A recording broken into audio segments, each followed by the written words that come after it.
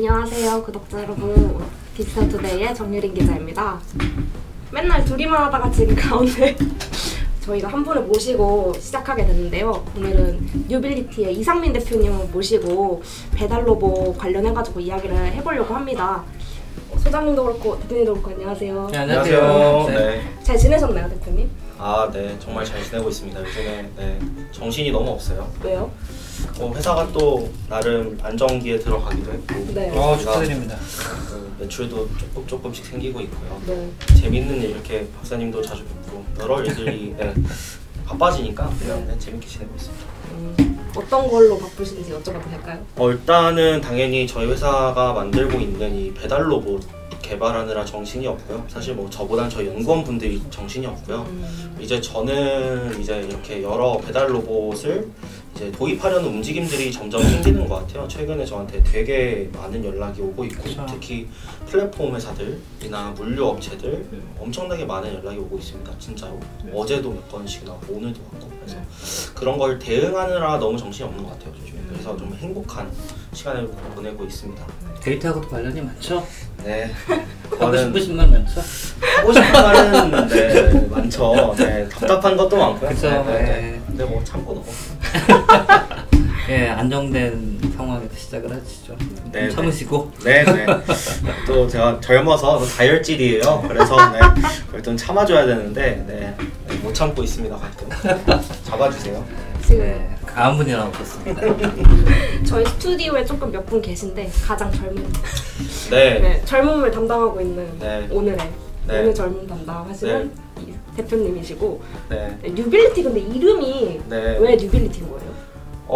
뉴빌리티 하기 전에 저희 하기 전에 하려고 했던 구호 있잖아요. 오늘 좀 한번 해봤으면 좋겠는데 한번 이참에 시작 한번 해보시는 거 어떠세요?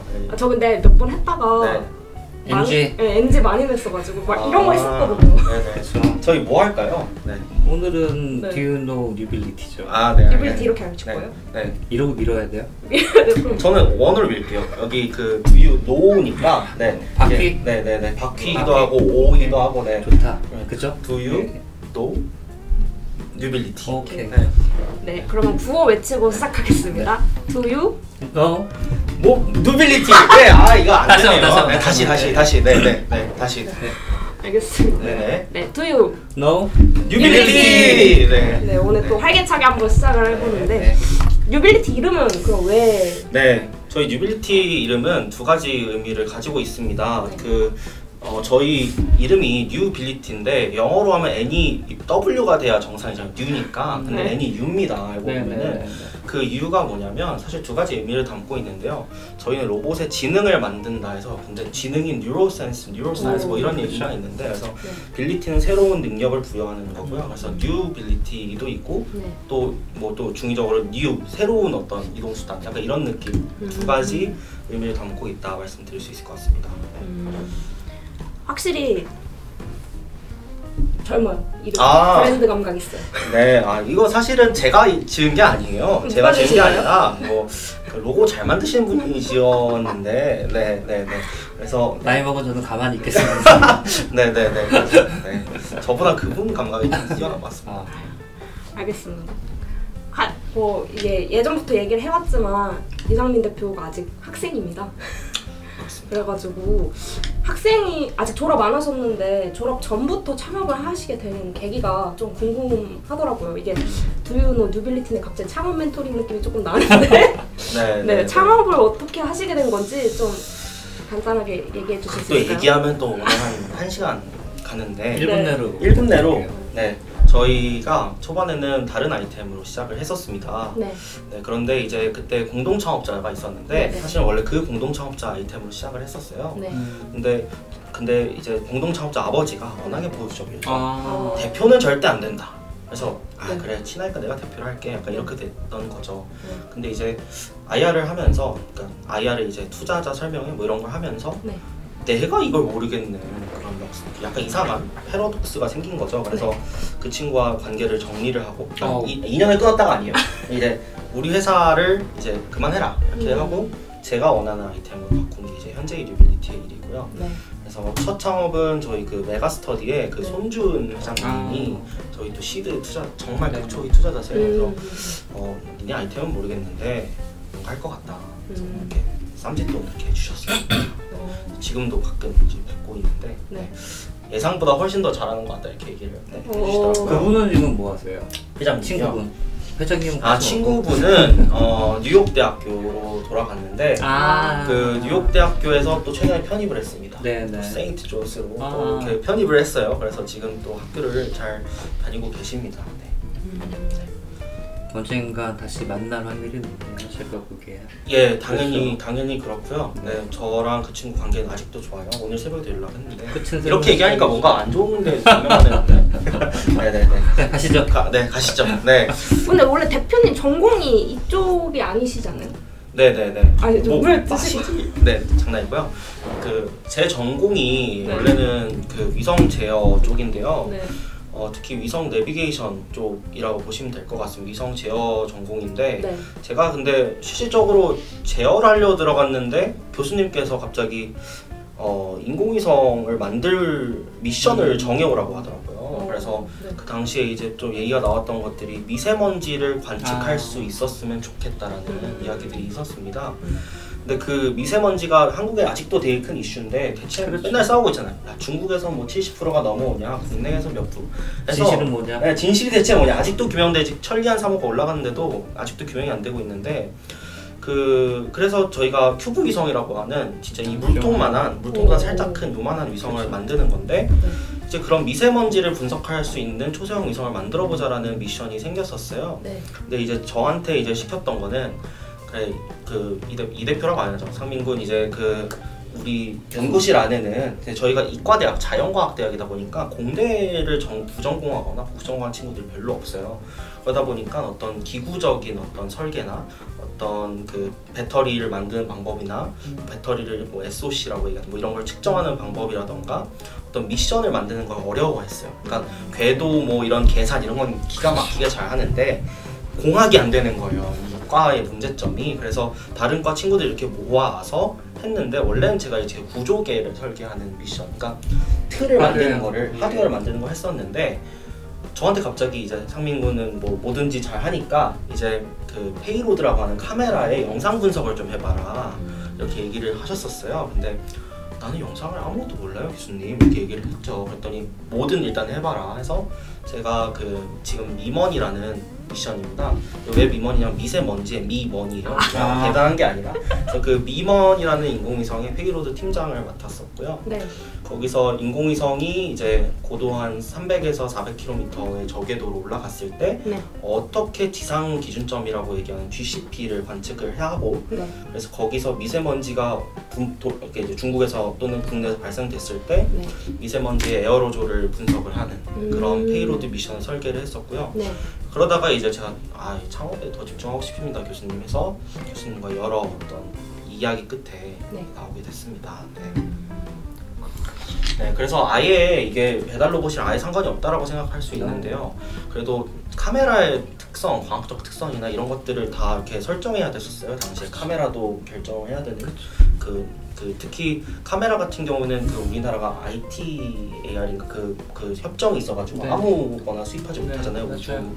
그래서 저희가 뭐 남아프리카 공화국에 있는 회사 카메라를 샀는데 그때 이제 직접 다 파라미터를 설계해서 줬어야 됐었습니다. 그래서 그런 어떤 노하우로 현재 좀 저희가 카메라 기반을 또 자율주행을 만들고 있는데 되게 큰 도움이 됐었고요. 라이다 별로 싫어하시죠? 카메라 노원체 사랑하시죠? 카메라 너무 사랑하고요. 그래서 뭐 하드웨어도 조금 해봤고 모드 조금 해봤고 또 모드 조금 해봐가지고 잡다한 지식이 많습니다. 그게 그래서 깊지 않아요 문제가. 그래서 얕고 이렇게 얕은 이렇게 지식 체계를 갖고 있습니다. 겸손하시죠? 사실은 지금 자율주행도 마찬가지잖아요. 라이다가 꼭 필요하냐 안 하냐.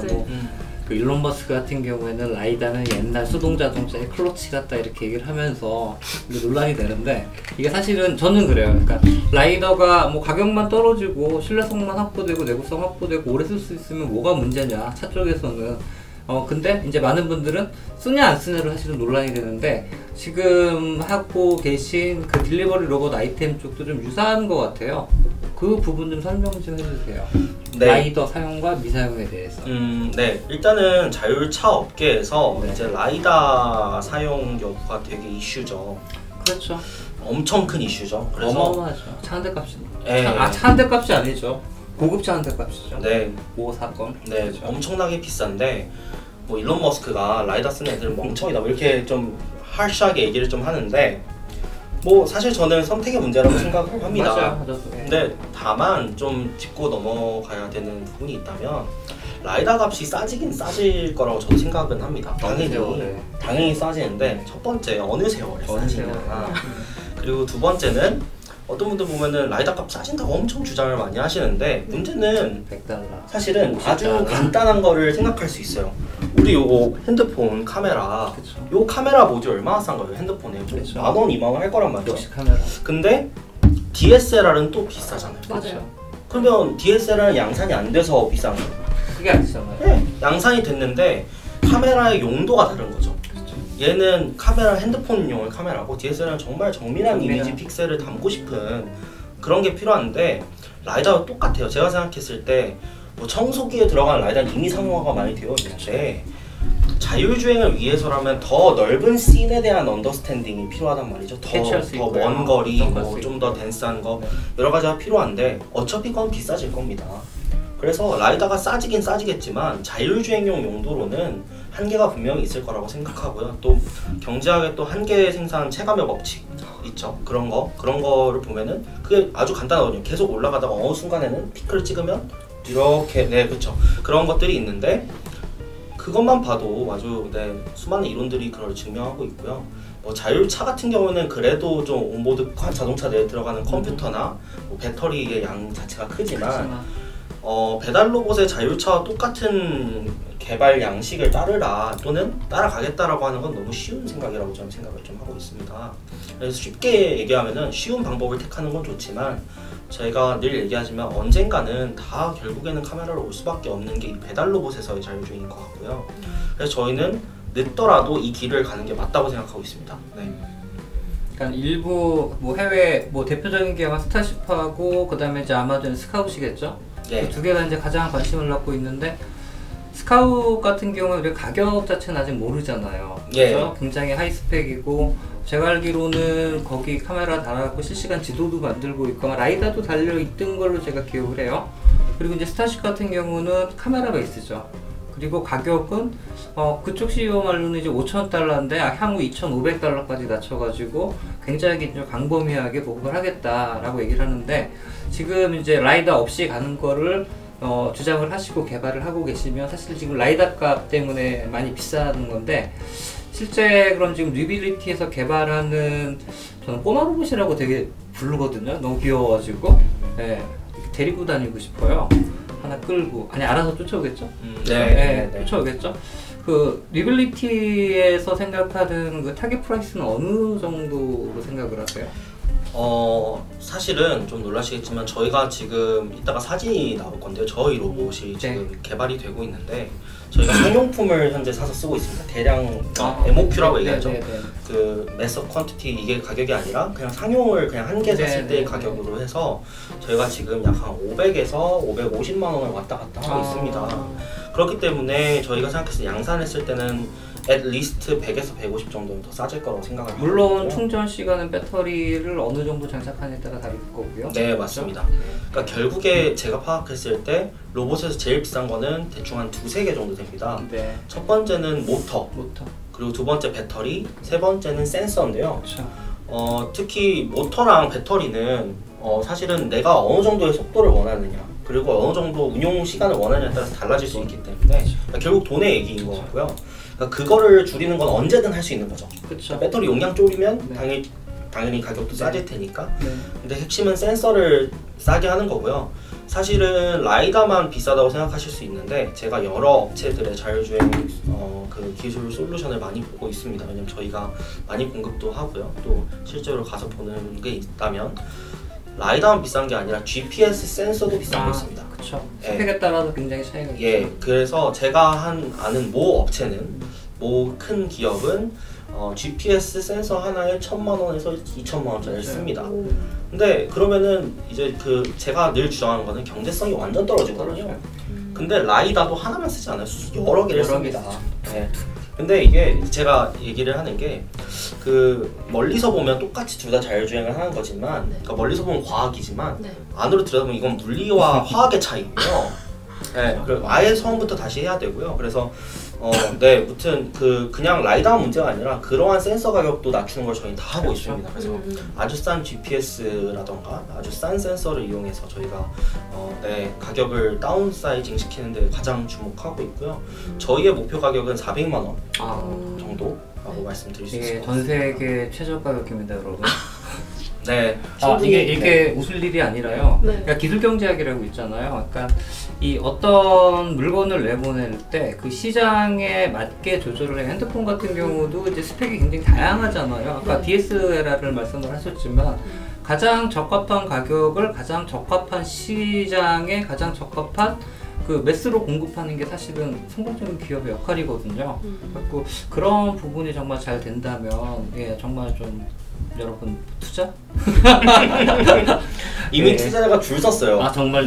네. 그래서 저희가 열심히 카메라 기반 자율주행만 만들어도 될 것 같습니다. 제가 새치기 좀 해야겠네요. 하나 더 여쭤보고 싶은 게 뭐냐면 규제거든요. 그러니까 규제는 제가 이제 국무조정실에서 이쪽 규제위원장을 맡고 있는데 3, 4년 됐을 거예요. 이제 다른 좀 먼저 시작한 기업 대표님이 오셔가지고 이거 우리는 어디로 달려야 되는 거예요? 인도로 달려야 되는 거예요? 차도로 달려야 되는 거예요? 했을 때 담당 부처가 이제 2개가 있죠. 과장님이 있는데 서로 이제 눈빛을 던지시더라고요. 눈빛을 던진다는 게 뭔지 아시겠죠? 당신이에요, 당신이. 그래서 가운데 이렇게 있으면서 이게 이제 뭐 저도 모르던 아이템은 아니지만 아직까지는 우리나라에서 굉장히 낯선 아이템이거든요. 기업도 몇 개 안 되고 아직 보급도 그렇게 많이 안 됐고 그래서 그때 내린 결론이 규제 샌드박스였어요. 그러니까 사실은 지금 여러분 규제 샌드박스 굉장히 많이 들으시지만 우리가 어떤 특정 아이템을 어떻게 해결할 수 없을 때 들어가는 데예요. 그래가지고 지금 달리는 것도 규제 샌드박스에다 들어가 있고 송도 사유지. 그쵸. 사유지 내에서 지오펜스 내에서는 이제 달릴 수 있거든요. 근데 그런 부분에 대해서 어떻게 생각하세요? 예를 들면 영국 같은 경우에는 영국의 모 도시 같은 경우에는 아예 표지판을 붙여놓은 데도 있어요. 개가 다니는 길이 있죠. 네, 그런 식으로 되는 데도 있는데 그런 규제가 사실은 풀려야 시장이 형성이 되잖아요. 이 규제 샌드박스 내에서는 시장성이 솔직히 전혀 없죠. 없습니다. 네. 그 부분을 강하게 한번 해주죠. 일단은 강하게. 네. 어떻게 할까요? 공무원들 들어라 뭐 이렇게 얘기할까요? 네, 장난이고요. 네, 일단은 사실은 자율주행이라는 것이 특히 로봇 자율주행도 발전하기 위해서는 많이 풀려야 됩니다. 그렇죠. 웨이모나 뭐 수많은 액티브나 계속 자랑하는 게 내가 어디서부터 어디를 횡단했다, 몇십만 킬로를 주행을 완료했다 자랑하는 거 아니겠습니까? 근데 지금 우리나라에서는 지금 주행조차 제대로 할 수 없는 환경이고 특히 규제 샌드박스가 쳐져 있는 곳은 실제 로봇이 다니게 될 도심지와는 너무 차이가 심합니다. 그러니까 아주 동적인 환경이 아니라 아주 정적인 환경. 이제 막 새롭게 형성되는 도시에 사람도 없고 굉장히 뭐라 그러죠? 시골 같은 분위기? 맞습니다. 그렇죠? 뭐 서울 같은 경우를 뭐 하면은 마곡도 사실 서울에서는 완전 변두리라고 얘기할 수 있고요. 집값이 얼마나 비싼지 네. 집값은 비싸죠. LG 분들 서운해하세요. 죄송합니다. 네, 죄송합니다. 뭐 사실 저희가 테스트하는 인천 송도도 맞아요. 엄청나게 한가한 환경이고 엄청. 뭐 나름 인천에서는 좋다고 자랑하지만 서울로 비교하면 사람이 없는 유령 도시라고 얘기하잖아요. 그래서 그런 도시에서 하고 있는데 실제로 저희가 로봇을 개발하면은 더 동적인 환경을 많이 다녀봐야 되거든요. 그래야 실패도 많이 하고 그래야 되는데 지금은 실패하고 싶어도 실패할 수가 없어요. 아니 수영을 배우려면 수영장에 뛰어들어야 되는데 지금은 수영장이 엄청 얕은 거예요. 그쵸. 네. 어린이용 풀에서 수영 한번 해봐라 어른한테 이러면은 누가 수영을 할 수 있을까요? 그래서 수영장에 들어야 수영을 배우지 책으로 어떻게 수영을 배웁니까?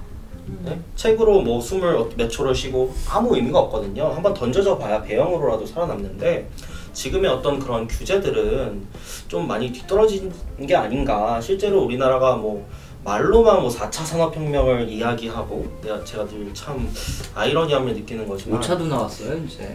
예, 사실 지금이 4차인지도 잘 모르겠긴 한데요. 아무튼 뭐 4차라고 하더라도 뭐 AI를 얘기하고 뭘 얘기를 했을 때 지금 사실 인류 역사상 이렇게 재료가 많이 주어진 적이 없단 말이에요. AI도 그렇죠. 좋지, 하드웨어도 정말 많이 뛰어난 센서도 좋지. 근데 이 재료를 키우려고 하는 여러 노력들이 있죠. 뭐 소부장이라든가.